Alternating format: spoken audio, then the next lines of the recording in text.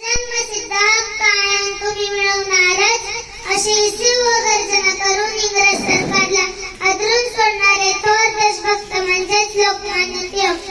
लोकमान्य टिळक यांचे पूर्ण नाव बाळ गंगाधर टिळक असे होते. त्यांचा जन्म 23 जुलै 1856 रोजी रत्नागिरी जिल्ह्यातील चिखली या गावी झाला. त्यांच्या वडिलांचे नाव गंगाधर पंत व आईचे नाव पार्वतीबाई असे होते. नेतृत्व ते जालते लोकमान्य होते. समृद्ध लेखनीची जळती मशाल होते. परकीय बंदिवास शापित देश होता. पराग केसरीचा एक लेख होता. त्या शिव गर्जनेने जागा समाज झाला. उदास भारतात स्वातंत्र्य सूर्याला. लोकमान्य टिळक बालपणापासूनच कडक स्थितीचे व निर्भीड बांधीचे होते.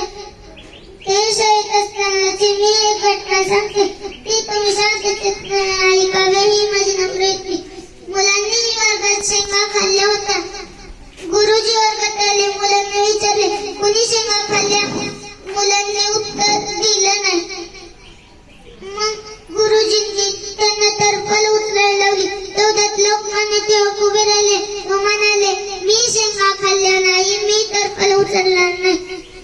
गुरुजींनी न केलेल्या चुकीबद्दल ठणकावून सांगणारा हा विद्यार्थी म्हणजेच लोकमान्य टिळक. लोकमान्य टिळक यांचे खरे नाव केशव गंगाधर टिळक असे होते. त्यांनी केसरी वृत्तपत्र मराठीतून सुरू केले व मराठी वृत्तपत्र इंग्रजीतून सुरू केले. 1896 मध्ये पुण्यामध्ये प्लेगची साथ आली होती. त्या साथीवर नियंत्रण ठेवण्यासाठी इंग्रज अधिकाऱ्यांनी रँड या नेमणुकीचा नियंत्रण ठेवले. रँड अधिकारी लोकांना सारखा त्रास देणार म्हणून जागेवर बांधून त्यांना गोळ्या घालून ठार केले.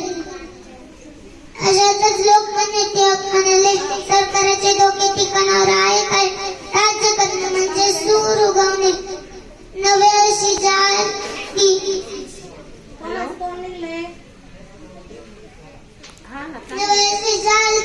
होती.